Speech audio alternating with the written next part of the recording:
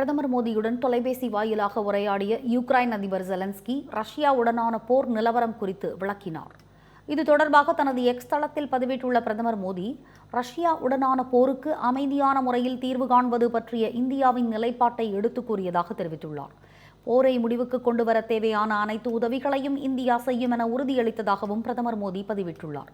மேலும் பிரதமர் மோடியுடன் உரையாடியது குறித்து பதிவிட்டுள்ள யுக்ரைன் அதிபர் ஜெலன்ஸ்கி, செப்டம்பர் மாதம் பிரதமர் மோடியை சந்திக்க திட்டமிட்டுள்ளதாக தகவல் அளித்துள்ளார்.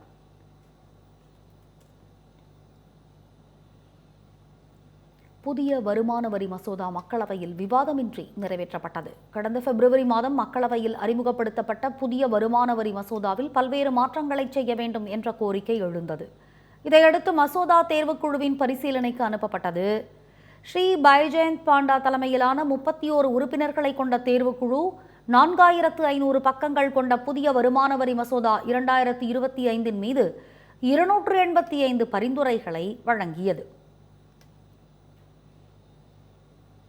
இந்நிலையில் அனைத்து பரிந்துரைகளை உள்ளடக்கிய புதுப்பிக்கப்பட்ட வருமான வரி மசோதாவை மத்திய நிதி அமைச்சர் நிர்மலா சீதாராமன் மக்களவையில் நேற்று தாக்கல் செய்தார்.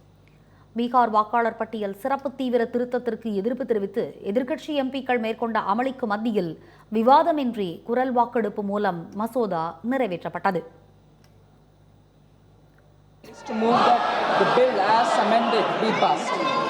प्रश्न ये है कि विधेयक यथा संशोधित को पारित किया जाए। जो सदस्य इसके पक्ष में वो हाँ कहें, जो सदस्य इसके विरोध में है वे ना कहें।